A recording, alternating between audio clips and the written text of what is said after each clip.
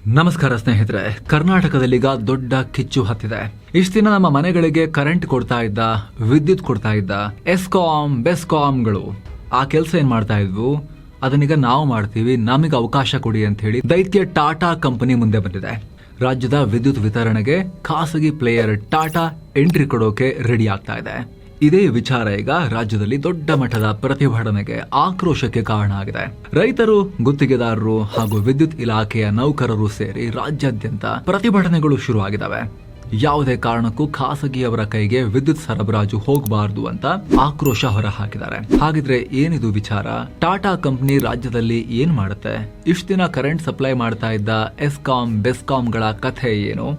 ಇದರ ವಿರುದ್ಧ ಇಷ್ಟೊಂದು ದೊಡ್ಡ ಮಟ್ಟದಲ್ಲಿ ಹೋರಾಟ ನಡೀತಿರೋದು ಯಾಕೆ? ಡೀಟೇಲ್ ಆಗಿ ಎಲ್ಲವನ್ನ ಅರ್ಥ ಮಾಡ್ಕೊಳ್ತಾ ಹೋಗೋಣ. ನೀವು ನೋಡ್ತಾ ಇದ್ದೀರಾ ಮಸ್ತ್ ಮಗ ಚಾನಲ್, ನಾನು ಅಮರ್ ಪ್ರಸಾದ್. 15 ಜಿಲ್ಲೆಗಳಲ್ಲಿ ಟಾಟಾ ಪ್ಲಾನ್ ಡಿಸ್ಟ್ರಿಬ್ಯೂಷನ್ ಲೈಸೆನ್ಸ್ಗೆ ಅರ್ಜಿ. ಸ್ನೇಹಿತರೆ, ಟಾಟಾ ಪವರ್ ರಾಜ್ಯದ 15 ಜಿಲ್ಲೆಗಳನ್ನ ಗುರುತು ಮಾಡಿ ನಾವು ಕರೆಂಟ್ ಕೊಡ್ತೀವಿ ಅಂತ ಕೇಳ್ತಾ ಇದೆ. ಯಾವ ಆ ಜಿಲ್ಲೆಗಳು? ಬೆಳಗಾವಿ, ಉತ್ತರ ಕನ್ನಡ, ಧಾರವಾಡ, ಮೈಸೂರು, ಚಾಮರಾಜನಗರ, ಹಾಸನ, ಬೆಂಗಳೂರು ಗ್ರಾಮಾಂತರ, ಚಿಕ್ಕಬಳ್ಳಾಪುರ, ಕೋಲಾರ, ರಾಮನಗರ, ತುಮಕೂರು, ಚಿತ್ರದುರ್ಗ, ಶಿವಮೊಗ್ಗ, ದಕ್ಷಿಣ ಕನ್ನಡ ಮತ್ತು ಉಡುಪಿ. ಇಲ್ಲಿ ವಿದ್ಯುತ್ ವಿತರಣೆ ಮಾಡೋಕೆ ಡಿಸ್ಟ್ರಿಬ್ಯೂಷನ್ ಲೈಸೆನ್ಸ್ಗಾಗಿ ಕೆಇಆರ್ಸಿಗೆ, ಕರ್ನಾಟಕ ವಿದ್ಯುತ್ ಶಕ್ತಿ ನಿಯಂತ್ರಣ ಆಯೋಗಕ್ಕೆ ಅರ್ಜಿ ಹಾಕಿದೆ. ಅಂದ್ರೆ ಬೆಸ್ಕಾಂ, ಹೆಸ್ಕಾಂ, ಮೆಸ್ಕಾಂ ವ್ಯಾಪ್ತಿಯನ್ನ ಟಾಟಾ ಪವರ್ ಕೇಳ್ತಾ ಇದೆ. ಹಾಗೆ ನೋಡಿದ್ರೆ ಟಾಟಾ ಹಲವಾರು ರಾಜ್ಯಗಳಲ್ಲಿ ವಿದ್ಯುತ್ ವಿತರಣೆ ಕೆಲಸವನ್ನ ಆಲ್ರೆಡಿ ಮಾಡ್ತಾ ಇದೆ. ಹೊಸ ವಿಚಾರ ಏನಲ್ಲ. ಮುಂಬೈ ಮಹಾನಗರದಲ್ಲೇ ಮಾಡ್ತಾ ಇದೆ, ಒಡಿಶಾದಲ್ಲಿ ಮಾಡ್ತಿದೆ, ದಿಲ್ಲಿಯಲ್ಲೂ ಕೂಡ ಕೆಲಸವನ್ನ ಮಾಡ್ತಿದೆ. ಸಕ್ಸಸ್ಫುಲ್ ಆಗಿ, ಅದ್ಭುತವಾಗಿ ಟಾಟಾ ಕಂಪನಿ ಕೆಲಸ ಮಾಡ್ತಾ ಇದೆ. ಸರ್ಕಾರಿ ಏಜೆನ್ಸಿಗಳಿಗಿಂತ ಉತ್ತಮ ಗುಣಮಟ್ಟದಲ್ಲೇ ಕೆಲಸ ಮಾಡ್ತಾ ಇದೆ. ಹೀಗಾಗಿ ನಮ್ಮ ಕರ್ನಾಟಕದಲ್ಲೂ ತನ್ನ ಬಿಸ್ನೆಸ್ ಎಕ್ಸ್ಪ್ಯಾಂಡ್ ಮಾಡೋಕೆ ಅವರಿಗೆ ಕೇಳ್ತಾ ಇದ್ದಾರೆ. ಆದ್ರೆ ಇದು ರಾಜ್ಯದ ವಿದ್ಯುತ್ ಗುತ್ತಿಗೆದಾರರನ್ನ ಕೆರಳಿಸಿದೆ. ಬೆಂಗಳೂರಿನ ಫ್ರೀಡಂ ಪಾರ್ಕ್ ನಿಂದ ಹಿಡಿದು ಕೋಲಾರ, ತುಮಕೂರು, ಶಿವಮೊಗ್ಗ, ಮೈಸೂರು ಹೀಗೆ ರಾಜ್ಯದ ಹಲವು ಕಡೆ ಪ್ರತಿಭಟನೆಗಳನ್ನ ಕೂಡ ಮಾಡಲಾಗಿದೆ. ರೈತರು, ಎಸ್ಕಾಂ ನೌಕರರು ಹಾಗೆ ವಿದ್ಯುತ್ ಗುತ್ತಿಗೆದಾರರು ಅನಿರ್ದಿಷ್ಟಾವಧಿ ಹೋರಾಟಕ್ಕೆ ಕರೆ ಕೊಟ್ಟಿದ್ದಾರೆ. ಇವರ ಆರೋಪ ಏನು ಅಂದ್ರೆ, ಕರ್ನಾಟಕದಲ್ಲಿ ಬರೋಬ್ಬರಿ 60,000ಕ್ಕೂ ಅಧಿಕ ನೋಂದಾಯಿತ ವಿದ್ಯುತ್ ಗುತ್ತಿಗೆದಾರರು, ಸೂಪರ್ವೈಸರ್ಗಳು ಹಾಗೂ ವೈರ್ ಮ್ಯಾನ್ಗಳಿದ್ದಾರೆ.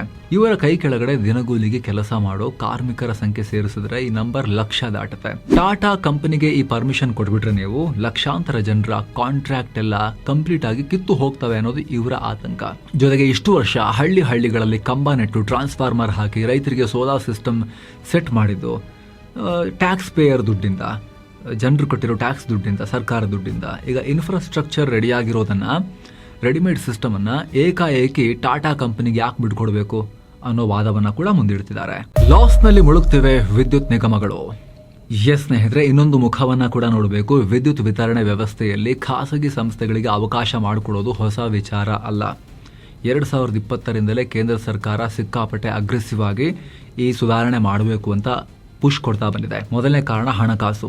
ದೇಶದಲ್ಲಿ ಒಟ್ಟು 70ರಿಂದ 72 ಡಿಸ್ಕಾಂಗಳಿವೆ, ಡಿಸ್ಟ್ರಿಬ್ಯೂಷನ್ ಕಂಪನಿಗಳಿವೆ ಕರೆಂಟ್ದು. ಪರ್ಟಿಕ್ಯುಲರ್ ಆಗಿ ಅದರಲ್ಲಿ 56 ಸರ್ಕಾರಿ ವಿದ್ಯುತ್ ಸರಬರಾಜು ನಿಗಮಗಳಿದಾವೆ.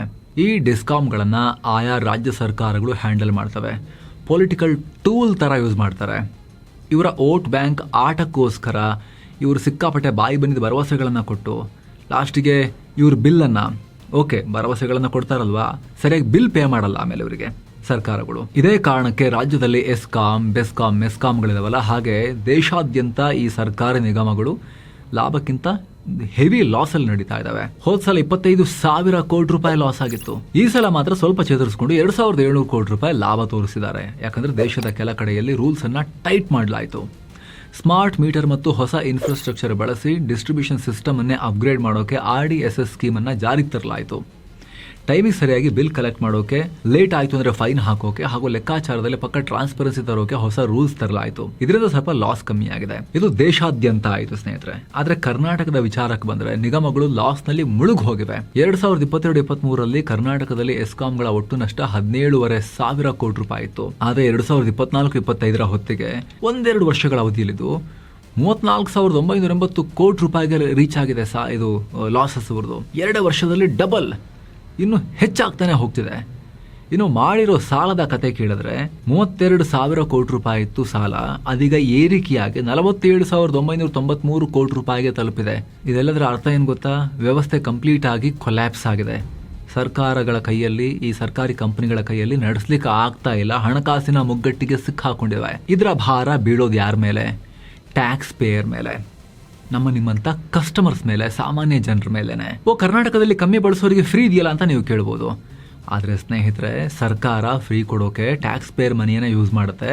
ಸರ್ಕಾರ ನಿಮ್ಮಿಂದ ಕರೆಂಟ್ ಫ್ರೀ ಮಾಡ್ದಂಗೆ ಮಾಡಿಬಿಟ್ಟು ಬೇರೆ ಕಡೆಯಿಂದ ಹೆಚ್ಚು ಟ್ಯಾಕ್ಸನ್ನು ವಸೂಲಿ ಮಾಡಿನೇ ಕಟ್ತಿರುತ್ತೆ. ಒಂದು ಜೇಬಿನ ತೆಗೆದು ಇನ್ನೊಂದು ಜೇಬಿ ಹಾಕೋದು. ಸರ್ಕಾರ ಕೈಲಿ ದುಡ್ಡು ಹುಟ್ಟಿಸ್ಲಿಕ್ಕೆ ಆಗತ್ತಿಲ್ಲ, ಪ್ರಿಂಟ್ ಮಾಡೋಕ್ಕಾಗಲ್ಲ ಸರ್ಕಾರ ಮನಸ್ಸು ಇಚ್ಛೆ. ಅದಕ್ಕೆ ಲೆಕ್ಕಾಚಾರ ಇದೆ. ಸರ್ಕಾರ ಕೂಡ ದುಡ್ಡನ್ನು ಅರ್ನ್ ಮಾಡಬೇಕು, ಟ್ಯಾಕ್ಸ್ ಮನಿಯಿಂದಲೇ ಅರ್ನ್ ಮಾಡಬೇಕು. ರಾಜ್ಯ ಸರ್ಕಾರಕ್ಕೆ ಬೇರೆ ನೋಟ್ ಪ್ರಿಂಟ್ ಮಾಡೋಕ್ಕೆಲ್ಲ ಬರೋದಿಲ್ಲ. ಕೇಂದ್ರ ಸರ್ಕಾರ ಕೂಡ ಮನಸ್ಸು ಹೆಚ್ಚು ನೋಟ್ ಪ್ರಿಂಟ್ ಮಾಡೋಕ್ಕೆಲ್ಲ ಬರೋದಿಲ್ಲ. RBI ದೇಶದ GDPಗೆ ಅನುಗುಣವಾಗಿಯೇ ನೋಟ್ ಪ್ರಿಂಟ್ ಮಾಡಬೇಕು. ಜೊತೆಗೆ ಆಗಲೇ ಹೇಳಿದ ಹಾಗೆ ಪೊಲಿಟಿಕಲ್ ಪಾರ್ಟಿಗಳು ಬಾಯಿಗೆ ಬಂದ ಹಾಗೆ ಭರವಸೆಗಳನ್ನು ಕೊಟ್ಟು, ನಮ್ಮ ಕಂಟ್ರೋಲಲ್ಲಿ ಇದ್ದೀರಿ ನೀವು, ವಿದ್ಯುತ್ ವಿತರಣಾ ಕಂಪನಿಗಳು ಕೊಡ್ರಿ ಫ್ರೀಯಾಗಿ ಅಂತ ಹೇಳಿ, ನಾವು ನಿಮಗೆ ಕೊಡ್ತೀವಿ, ದುಡ್ಡು ಪೇ ಮಾಡ್ತೀವಿ ಅಂತ ಹೇಳಿ, ಆ ಕಡೆ ಫ್ರೀಯಾಗಿ ಎಲೆಕ್ಟ್ರಿಸಿಟಿಯನ್ನು ಹಂಚಿಸಿ ಇವ್ರು ಬಿಲ್ ಪೇ ಮಾಡ್ತಿಲ್ಲ. ಆ ದುಡ್ಡು ನಾವು ಕಟ್ಟಿಲ್ಲ ಬಿಲ್ ಅಂತ ಹೇಳಿದ್ರೆ ಯಾರೊಬ್ರು ಕಟ್ಟಬೇಕಲ್ಲ. ಸರ್ಕಾರ ಟ್ಯಾಕ್ಸ್ ಪೇಯರ್ ಮನೇಲಾದ್ರೂ ಕಟ್ಟಬೇಕಲ್ಲ, ಅದನ್ನು ಸರಿಯಾಗಿ ಕಟ್ತಾ ಇಲ್ಲ. ಬಾಕಿ ಇಟ್ಕೊಂಡು ಕೂತ್ಕೊಂಡಿರ್ತಾರೆ ಇವರು. ನಿಮ್ಗೆ ಆಶ್ಚರ್ಯ ಆಗ್ಬೋದು, ಸರ್ಕಾರದ ವಿವಿಧ ಇಲಾಖೆಗಳೇ ಕರೆಂಟ್ ಬಿಲ್ ಕಟ್ತಿಲ್ಲ ಸರಿಯಾಗಿ. 10,340 ಕೋಟಿ ರೂಪಾಯಿನ ಸರ್ಕಾರ ಬಿಲ್ ಬಾಕಿ ಕಟ್ಟದೆ ಉಳಿಸ್ಕೊಂಡಿದೆ. ಈಗ ಖಾಸಗಿಯವರು ಬಂದಾಗಲೂ ಕೂಡ ಸರ್ಕಾರ ಇಷ್ಟು ಕರೆಂಟ್ ಫ್ರೀ ಕೊಡ್ತೀವಿ ಅಂತ ಅನೌನ್ಸ್ ಮಾಡಿದ್ರೆ ಖಾಸಗಿಯವರು ಕೊಡ್ತಾರೆ ಸರ್ಕಾರ ಹೇಳಿದ್ಮೇಲೆ. ಆದರೆ ಆ ಬಿಲ್ಲನ್ನು ಪ್ರೈವೇಟ್ ಕಂಪ್ನಿಯವರು ಕೊಡ್ರಿ ಅಂಥೇಳಿ ಸರ್ಕಾರದ ಹತ್ರ ಕುತಿಯೇ ನೇತಾಡ್ಬಿಟ್ಟು ಇಸ್ಕೊತಾರೆ, ಗೌರ್ಮೆಂಟ್ ಹತ್ರ ಇಸ್ಕೊತಾರೆ. ಈ ಗೌರ್ಮೆಂಟ್ದೇ ಕಂಪನಿ ಆದರೆ ಅವ್ರು ಸರ್ಕಾರದ ಹತ್ರ ಎಲ್ಲಿ ಧ್ವನಿ ಎತ್ತಿ ಕೇಳ್ತಾರೆ?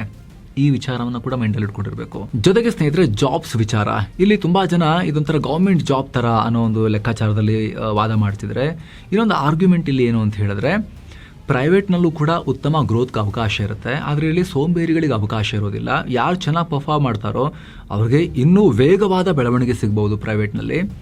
ಹಾಗೂ ಎಫಿಷಿಯೆಂಟಾಗಿ ಕೆಲಸ ಮಾಡೋರು ಮಾತ್ರ ಸಿಸ್ಟಮ್ನಲ್ಲಿ ಉಳ್ಕೊಳ್ತಾರೆ. ಇದರಿಂದ ಅಲ್ಟಿಮೇಟ್ಲಿ ಜನರಿಗೆ ಒಳ್ಳೆ ಸರ್ವಿಸ್ ಸಿಗುತ್ತೆ ಅನ್ನೋ ಇನ್ನೊಂದು ವಾದ ಕೂಡ ಸೇಮ್ ವಿಚಾರಕ್ಕೆ ಸಂಬಂಧಪಟ್ಟಂತೆ ಕೌಂಟರ್ ಆರ್ಗ್ಯುಮೆಂಟ್ ಕೂಡ ಇದೆ.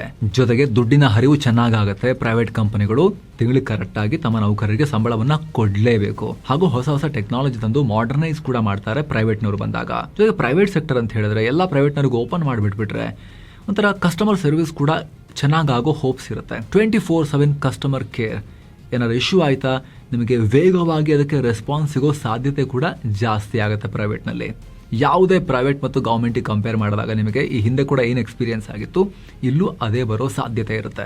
ಜೊತೆಗೆ ಪ್ರೈವೇಟ್ನವರು ಅಂದ ತಕ್ಷಣ ಮನಸ್ಸಿಗೆ ಬಂದಂಗೆಲ್ಲ ರೇಟ್ ಏರಿಸ್ಕೊಂಡು ಹೋಗೋಕ್ಕಾಗಲ್ಲ. ಅಗೇನ್ ಅಲ್ಲೂ ಕೂಡ ಯಾರು ಕಮ್ಮಿ ಕೊಡ್ತಾರೋ ಅವ್ರ ಕಡೆನೇ ಗ್ರಾಹಕರು ಹೋಗ್ತಾರೆ.